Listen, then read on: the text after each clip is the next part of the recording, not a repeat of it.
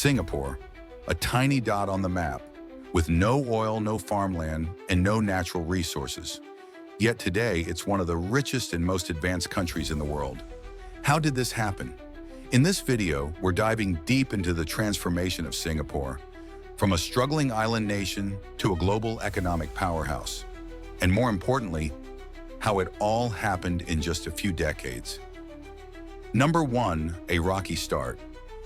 In 1965, Singapore was thrown into independence after being expelled from Malaysia. It was not a celebration, it was panic. The country was broke, unemployment was soaring, and racial tensions ran deep. Singapore didn't even have its own water supply. It had to import water from Malaysia. The city was overcrowded, poorly housed, and surrounded by instability. It had no army, no natural resources, and no reason, on paper, to succeed. But what it did have was one massive advantage: a leader who refused to let the country fail. Number 2, leadership that changed everything. Lee Kuan Yew, the founding prime minister, was not interested in empty slogans or ideological debates. He was interested in results. Under his leadership, Singapore built a government that was famously clean, brutally efficient, and obsessed with competence. Corruption was crushed. Public servants were paid well to reduce bribery. Decisions were made not for votes, but for long-term survival, and the world took notice. This was not another chaotic, post-colonial state. This was different. Singapore would be run like a company, and the citizens were shareholders. Number 3, economic engine. From the beginning, Singapore opened its doors to the world.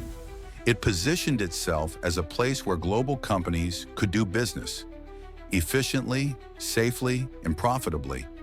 Taxes were low, regulations were clear, and the location, right at the crossroads of global trade, was perfect. The government focused on infrastructure, developed one of the world's busiest ports, and built an airport that soon became a regional hub. Instead of nationalizing industries, Singapore created state-owned companies like Temasek and GIC, which were run like private investment firms, and today manage hundreds of billions of dollars in assets. Singapore didn't get rich by chance. It was designed that way.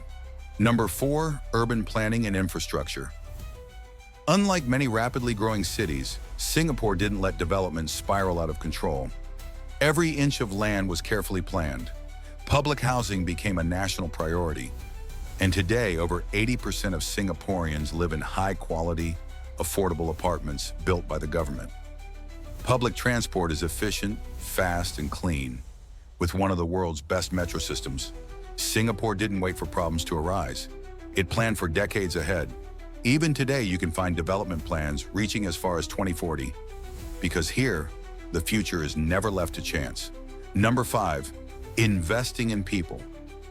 For Singapore, human capital was everything. The education system was built to be rigorous, practical, and globally competitive. Students are taught in both English and their mother tongue, a bilingual model that strengthened identity while enabling global communication. Academic and technical careers were treated with equal respect, producing both world-class engineers and top-tier tradespeople. Singapore consistently ranks among the best in the world for math, science, and literacy. The nation may be small, but its people are trained to think big. Number 6, order, stability, and trade-offs. But Singapore's success comes with trade-offs.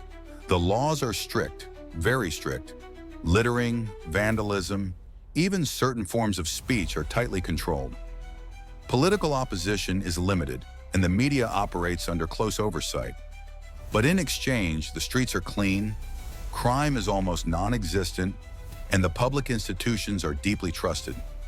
Racial harmony is carefully managed by policy, with housing quotas to prevent segregation and mandatory national service that brings citizens together. Some call it authoritarian, others call it efficient. But one thing's certain, it works for Singapore.